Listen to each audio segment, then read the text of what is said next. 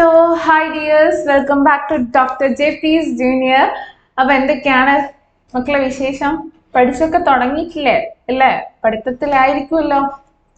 അപ്പം മിസ് ഇന്ന് വന്നിരിക്കുന്നത് ആക്ഷൻ ഓഫ് ജീൻ. ഏത് ചാപ്റ്റർ ആയത്? ഏത് ചാപ്റ്ററിലെ പോർഷൻ ആയത്? ഓർമ്മ ഉണ്ടോ? അതായത് ജീനുകളുടെ പ്രവർത്തനം. ഓക്കെ, ജീനുകളുടെ പ്രവർത്തനം, ഇതിനെ കുറിച്ചാണ് നമ്മൾ ഡിസ്കസ് ചെയ്യാൻ പോകുന്നത് കേട്ടോ. അതിന് മുമ്പ് എൻ്റെ മക്കളെ ഈ ജീൻസിനെ കുറിച്ച് കേട്ടിട്ടുണ്ടോ? നമ്മൾ ഇടുന്ന ജീൻസ് അല്ല കേട്ടോ, ഈ ജീൻസിനെ കുറിച്ച് കേട്ടിട്ടുണ്ടോ? ഈ ജീൻ എവിടെയൊക്കെ കാണുക? നമുക്കറിയാം, നമ്മുടെ ബോഡിയിൽ ഒരു സെല്ല് അല്ലെങ്കിൽ ഒരു കോശം ഉണ്ട് അല്ലേ? കോശം. ഈ കോശത്തിന്റെ ഉള്ളിൽ ആരുണ്ടാവും? ന്യൂക്ലിയസ് ഉണ്ടാവും അല്ലേ? ന്യൂക്ലിയസ് ഉണ്ടാവും. ഇതിൻ്റെ അകത്ത് ആരുണ്ടാവും? നമുക്കറിയാം, ക്രോമസോംസ് ഉണ്ടാവും അല്ലെ? അല്ലെങ്കിൽ ക്രൊമാറ്റിൻ റെക്ടിക്കുലം അല്ലെങ്കിൽ ക്രൊമാറ്റിൻ ജാലിക എന്ന് പറയുന്ന ആളുണ്ടാവും അല്ലെ? ക്രോമസോംസ് ഉണ്ടാവും. ഇനി ഈ ക്രോമസോംസിന്റെ അകത്ത് ആരുണ്ടാവും? DNA ഉണ്ടാവും അല്ലെ? ഈ DNA ഉള്ളിൽ കാണപ്പെടുന്ന ആളാണ് ആര്? ജീനുകൾ എന്ന് പറയുന്നത്. അതായത് DNA ഘടകങ്ങൾ അല്ലെങ്കിൽ DNA സെഗ്മെന്റ്സിനെയാണ് നമ്മൾ ജീൻസ് എന്ന് വിളിക്കുക. അപ്പോൾ ഡിഫൈൻ ജീൻസ് എന്ന് ചോദിച്ചാൽ നിങ്ങൾ പറയേണ്ടതെന്ന് വെച്ചാൽ DNA ഘടകങ്ങളാണ് ജീനുകൾ, അല്ലെങ്കിൽ genes are the segments of DNA. ഇത് എപ്പോഴും ക്വസ്റ്റ്യൻ ചോദിക്കുന്ന, അതായത് എക്സാമിന് ഒരു ക്വസ്റ്റ്യൻ ചോദിക്കുന്ന ഒരു ഏരിയ ആണ് കേട്ടോ. അപ്പൊ ഇതിന്റെ അകത്ത് നിങ്ങളോട് ഇപ്പൊ ചോദിക്കുകയാണ്, എന്താണ് ജീനുകളുടെ ഫംഗ്ഷൻ? ഒന്നുമില്ല, ജീൻ പ്രോട്ടീൻ സിന്തസിസിനെ ഹെൽപ്പ് ചെയ്യുന്നുണ്ട് കേട്ടോ. അതായത് പ്രോട്ടീൻ നിർമ്മാണത്തിന് സഹായിക്കുന്നുണ്ട് കേട്ടോ. അപ്പൊ ജീനിന്റെ ഫംഗ്ഷൻ അല്ലെങ്കിൽ ധർമ്മം എന്ന് പറയുന്നത് പ്രോട്ടീൻ നിർമ്മാണത്തിന്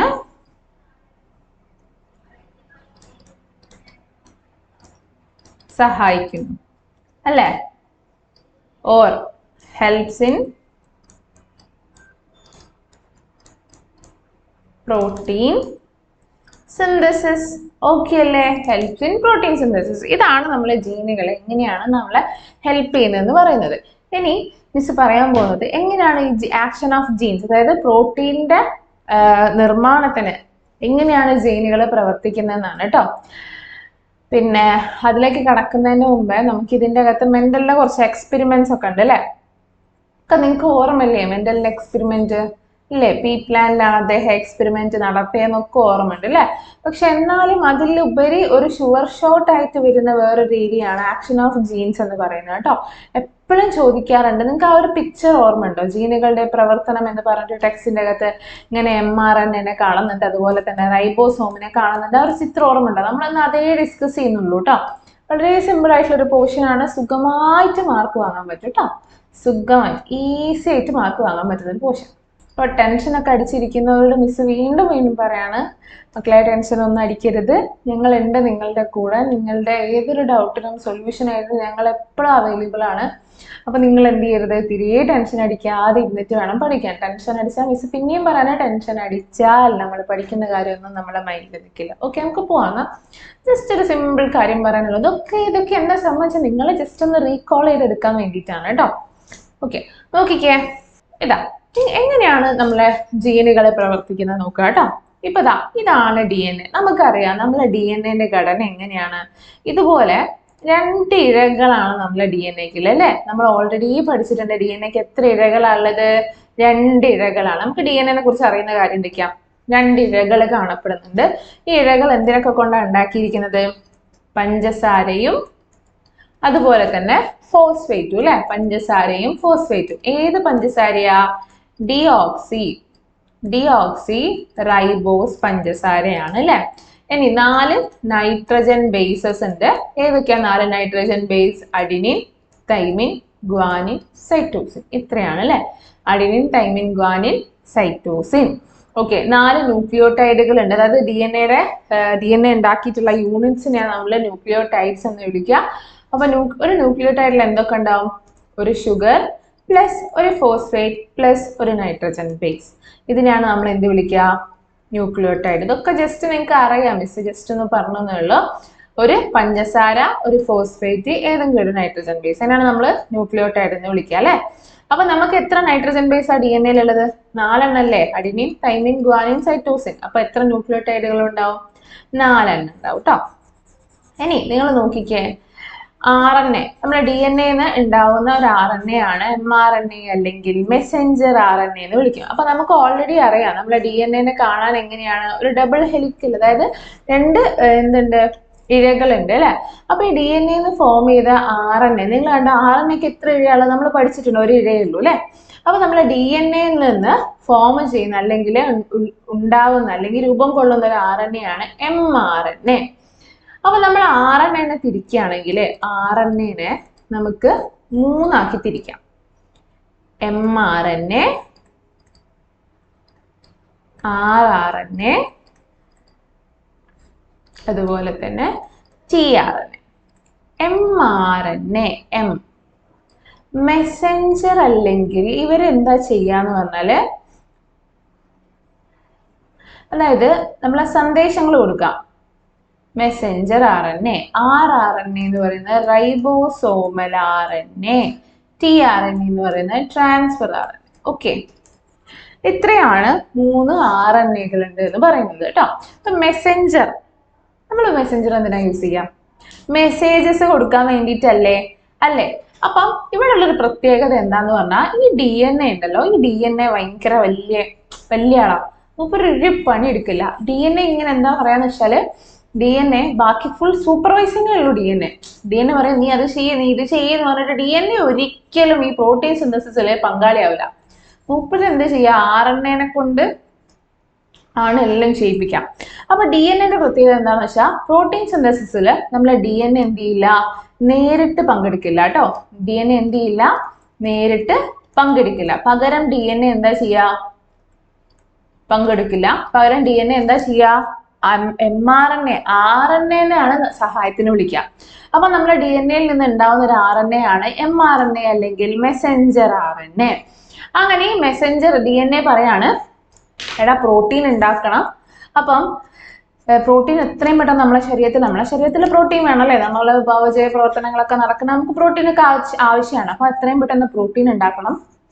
അപ്പൊ നീ എന്ത് ചെയ്യും, പെട്ടെന്ന് പോയിട്ട് പ്രോട്ടീൻ ഉണ്ടാക്കാൻ പറയാന്ന് പറയും. അപ്പൊ നമ്മൾ ഓൾറെഡി 8ാം ക്ലാസ്സിലെ സെൽ ഓർഗനൽസ് അല്ലെങ്കിൽ കോശാംഗങ്ങൾ പഠിച്ച സമയത്ത് നമ്മൾ പഠിച്ചിട്ടുണ്ട്, പ്രോട്ടീൻ നിർമ്മാണ കേന്ദ്രം എന്നറിയപ്പെടുന്ന ആളാണ് ആര്, ഇയാള്, ഈ റൈബോസോം അല്ലെ. അപ്പൊ എന്ത് സംഭവിക്കുന്നു പറഞ്ഞാൽ, ഈ mRNA ഫോംസ് ഫ്രം DNA, അതായത് DNA-യിൽ നിന്നും mRNA ഉണ്ടാവുന്നു. ആ mRNA എന്ത് ചെയ്യും, ഇത് നമ്മളെ ന്യൂക്ലിയസാ. നമുക്ക് ഇത് കാണുന്ന എന്താ മക്കളെ, ഇതെന്താണ്, ഇത് സെല്ലാണ്. ഓക്കെ, ഇതെന്താണ്, ന്യൂക്ലിയസ് ആണ്. ഈ ന്യൂക്ലിയസിനകത്താണ് DNA ഉണ്ടാവുന്ന വെച്ച് പറഞ്ഞു, ക്രോമസോംസിന്റെ അകത്ത്. അപ്പം ഈ DNA-യിൽ നിന്നും RNA രൂപം കൊള്ളും, mRNA രൂപം കൊള്ളും. ഈ mRNA എന്ത് ചെയ്യും, ഈ ന്യൂക്ലിയസിലൂടെ പുറത്തേക്ക് വരും. ഓക്കെ, ന്യൂക്ലിയസിലൂടെ എന്ത് ചെയ്യും, പുറത്തേക്ക് വരും. അങ്ങനെ mRNA reaches outside the nucleus. ന്യൂക്ലിയസിൽ നിന്നും mRNA എന്ത് ചെയ്തു, പുറത്തേക്ക് വന്നു. ഇനി mRNA റീച്ചസ് റൈബോസോം. mRNA എന്തുകൊണ്ടാ വന്നത്, DNA കൊടുത്ത കമാൻഡിങ് ഇല്ലേ, പ്രോട്ടീൻ ഉണ്ടാക്കണം എന്ന് പറയുന്ന ഒരു കമാൻഡിങ് ആയിട്ടാണ് mRNA വന്നത്. അപ്പൊ mRNA റൈബോസോമിൽ എത്തി. അപ്പൊ റൈബോസോം ചോദിക്കുകയാണ്, എന്താ പതിവില്ലാണ്ട് നീ ഈ വഴിക്കൊക്കെ വന്നത്? അപ്പൊ mRNA പറയാണ്, എടാ DNA പറഞ്ഞിട്ടുണ്ട് പ്രോട്ടീൻ ഉണ്ടാക്കാൻ. അപ്പൊ നമ്മളെ റൈബോസോം ചോദിക്കാം, ഞാൻ എന്ത് വെച്ചാ മോനെ പ്രോട്ടീൻ ഉണ്ടാക്കുക, എനിക്ക് പ്രോട്ടീൻ ഉണ്ടാക്കണമെങ്കിൽ അമിനോ ആസിഡ് വേണം. അമിനോ ആസിഡ് ഇല്ലാണ്ട് എനിക്ക് പ്രോട്ടീൻ ഉണ്ടാക്കാൻ പറ്റും. നമുക്കറിയാം അമിനോ ആസിഡ്സിന്റെ ചെയിനെ നമ്മൾ എന്ത് വിളിക്കുക, പ്രോട്ടീൻസ് എന്ന് വിളിക്കുക അല്ലെ. ഇതുപോലത്തെ അമിനോ ആസിഡ് കൂടി ചേർന്നിട്ടാണ്, ഇങ്ങനെ അമിനോ ആസിഡ് കൂടി ചേർന്നിട്ടാണ് എന്തുണ്ടാവുക, പ്രോട്ടീൻ ഉണ്ടാവുക. അപ്പൊ സ്വാഭാവികമായിട്ടും പ്രോട്ടീൻ ഉണ്ടാക്കണ ആര് വേണം, അമിനോ ആസിഡ് വേണം അല്ലെ. അപ്പൊ നമ്മളെ റൈബോസോം പറയാണ്, എനിക്ക് പ്രോട്ടീൻ ഒന്നും ഇല്ലാണ്ട്, അമിനോ ആസിഡ്സ് ഒന്നും ഇല്ലാണ്ട് എനിക്ക് പ്രോട്ടീൻ ഉണ്ടാക്കാൻ പറ്റില്ല.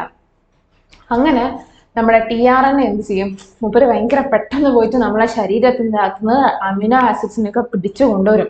അമിനോ ആസിഡ്സിനൊക്കെ പിടിച്ചു കൊണ്ടുവന്നിട്ട് റൈബോസോമിൽ കൊടുക്കും. എന്നിട്ട് റൈബോസോമിനോട് പറയും, ഇന്നാ നീ പറഞ്ഞ അമിനോ ആസിഡിനെ ഞാൻ നിനക്ക് കൊണ്ടുവന്നിട്ടുണ്ട്, ഇനി നീ പ്രോട്ടീൻ ഉണ്ടാക്കിക്കോ, ഇനി നീ പരാതിയൊന്നും പറയണ്ട, ഇനി നീ പ്രോട്ടീൻ അങ്ങ് ഉണ്ടാക്കിയാൽ മതി.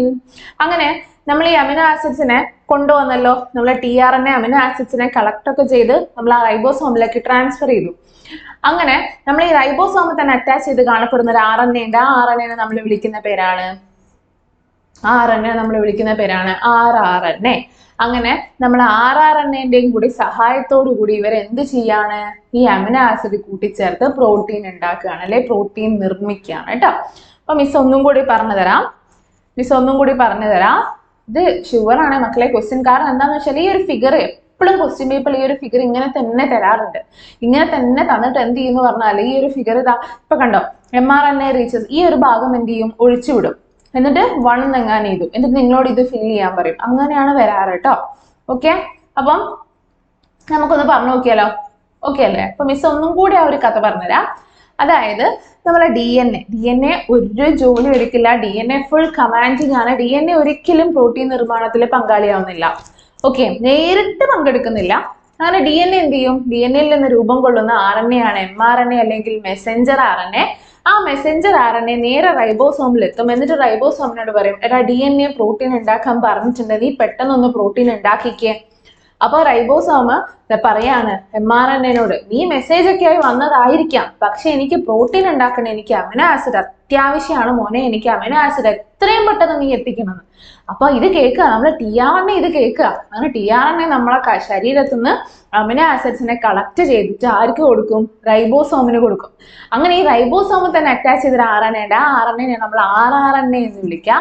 അങ്ങനെ ഈ 3 RNA-യുടെ സഹായത്തോടു കൂടി നമ്മളെ റൈബോസോം എന്തുണ്ടാക്കുകയാണ്? പ്രോട്ടീൻ ഉണ്ടാക്കുകയാണ് കേട്ടോ. ഇങ്ങനെയാണ് നമ്മളെ ശരീരത്തിന്റെ അകത്ത് ജീൻസ് എങ്ങനെയാണ് പ്രോട്ടീൻ നിർമ്മാണത്തിലെ പങ്കാളിയാവുക എന്ന് ചോദിച്ചാൽ നിങ്ങൾ എഴുതേണ്ടത്. അപ്പൊ നിങ്ങൾ ഇത്രയും കാര്യം എഴുതുക. DNA ഒരിക്കലും നേരിട്ട് പ്രോട്ടീൻ നിർമ്മാണത്തിൽ പങ്കാളിയാവുന്നില്ല. DNA-യുടെ സന്ദേശം അനുസരിച്ച് mRNA റൈബോസോമിൽ എത്തുകയും റൈബോസോമിലെ പ്രോട്ടീൻ നിർമ്മാണത്തിന് വേണ്ടിയിട്ടുള്ള അമിനോ ആസിഡ് tRNA എന്ത് ചെയ്യും? എന്തുകൊണ്ടാണ് tRNA എന്ന് വിളിക്കാൻ കാരണം? ട്രാൻസ്ഫർ RNA അവർ കൊടുക്കുകയല്ലേ ചെയ്യുന്നത്, ട്രാൻസ്ഫർ ചെയ്യുക. അപ്പൊ tRNA ശരീരത്തിന്റെ പല ഭാഗത്തു നിന്നും അമിനോ ആസിഡ്സിനെ ശേഖരിച്ച് നമ്മൾ ആർക്ക് കൊടുക്കും? റൈബോസോമിന് കൊടുക്കും. അങ്ങനെ ഈ റൈബോസോമിൽ തന്നെ കാണപ്പെടുന്ന rRNA, അതായത് റൈബോസോമൽ RNA-യുടെ സഹായത്തോടു കൂടി, ഇവരെ 3 ആളെ സഹായത്തോടു കൂടി കേട്ടോ, mRNA plus transfer RNA plus ഒരു RNA കൂടി ഉണ്ടല്ലോ, റൈബോസോമൽ RNA, ഇവരെ 3 ആളുടെ സഹായത്തോടു കൂടിയാണ് എന്തുണ്ടാക്കുന്നത്? പ്രോട്ടീൻ നിർമ്മിക്കുന്നത് കേട്ടോ. അപ്പൊ ഇത്രയും ക്ലിയർ ആയോ? ആക്ഷൻ ഓഫ് ജീൻസ് വളരെ സിമ്പിൾ ആണ്. നിങ്ങൾ ആലോചിക്കേണ്ടത് എന്താണെന്ന് വെച്ചാൽ DNA ഒരിക്കലും നേരിട്ട് പങ്കാളിയാവുന്നില്ല. പക്ഷെ DNA എന്താണ്? കാര്യങ്ങളൊക്കെ കൺട്രോൾ ചെയ്യുന്ന ആരാ? DNA ആണ് കേട്ടോ. അപ്പൊ മനസ്സിലായില്ലേ? ഈ ഒരു ഫിഗർ മക്കളെ മനസ്സിന്ന് മറന്നു പോകരുത് കേട്ടോ. അതായത് DNA-യിൽ നിന്നും mRNA രൂപം കൊള്ളുന്നു, mRNA ന്യൂക്ലിയസിൽ നിന്നും പുറത്തേക്ക് വരുന്നു, mRNA റൈബോസോമിൽ എത്തുന്നു, tRNA എന്ത് ചെയ്യുന്നു? പലതരത്തിലുള്ള അമിനോ ആസിഡ്സിനെ ശേഖരിച്ച് റൈബോസോമിൽ എത്തിക്കുന്നു. അങ്ങനെ mRNA-യുടെ സന്ദേശം അനുസരിച്ച് ഈ അമിനോ ആസിഡിനെ കൂട്ടിച്ചേർത്തിട്ട് പ്രോട്ടീനുകൾ ഉണ്ടാക്കുകയാണ് ചെയ്യുക. ഓക്കെ അല്ലേ മക്കളെ? അപ്പൊ നിങ്ങൾക്ക് ഇതുപോലത്തെ കൂടുതലായിട്ടുള്ള ക്ലാസ്സുകളിലെ അപ്ഡേഷൻസ് കിട്ടാൻ വേണ്ടി നമ്മള് JPS Junior എന്ന ഇൻസ്റ്റാഗ്രാം പേജ് ഫോളോ ചെയ്യുക. അതുപോലെ നമ്മുടെ JPS Junior എന്ന യൂട്യൂബ് ക്ലാസ് സബ്സ്ക്രൈബ് ചെയ്യുക കേട്ടോ. അപ്പൊ ടെൻഷൻ ഒന്നും അടിക്കണ്ട, നമുക്ക് A+ വാങ്ങാം. ഓക്കെ അല്ലേ? Okay, by.